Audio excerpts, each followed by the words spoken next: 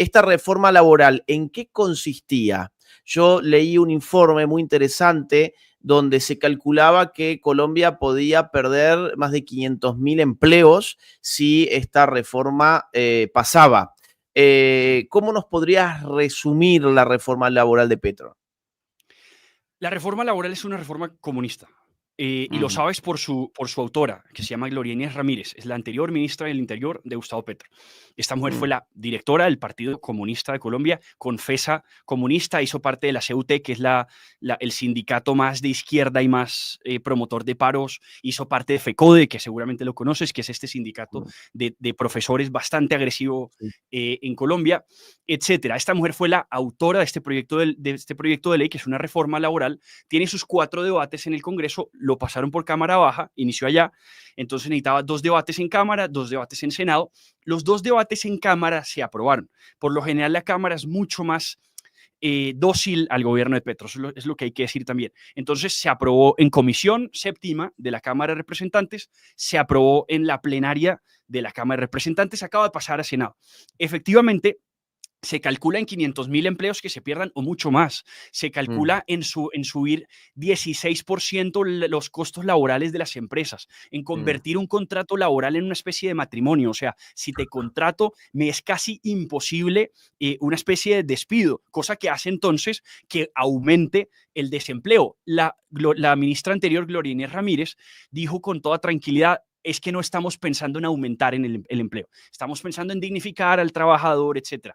Bien, es extrema y a Petro le interesa que la reforma laboral sea extrema, no la concertó. Digamos que hay gremios empresariales grandes que la ANDI y otros, con todos estos gremios empresariales ni siquiera se sentó a conversar, fue a espaldas de ellos. ¿Por qué? Porque no le interesa que sea extrema para crear dialéctica y le interesa que se cree una dialéctica para poder tener un supuesto apoyo popular, que es lo que pretendió exhibir hoy y no tuvo cómo. Todo eso me parece muy importante. ¿Qué sucede?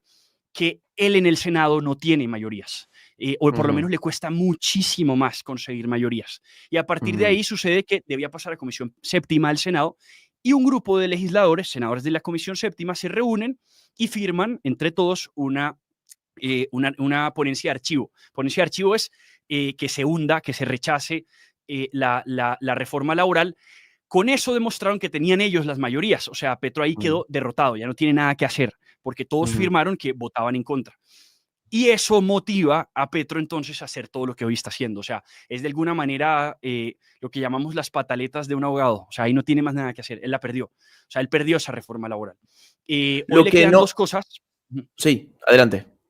Sí, no, que le quedan 2 cosas. Le queda lo que pretende hacer y dijo el ministro Sanguino, y es enviarla vía decreto, o sea, unos 7 puntos de un decreto donde lo que alcance a hacer, hacerlo por vía decreto, y la consulta popular y todo esto que se está inventando de la consulta popular.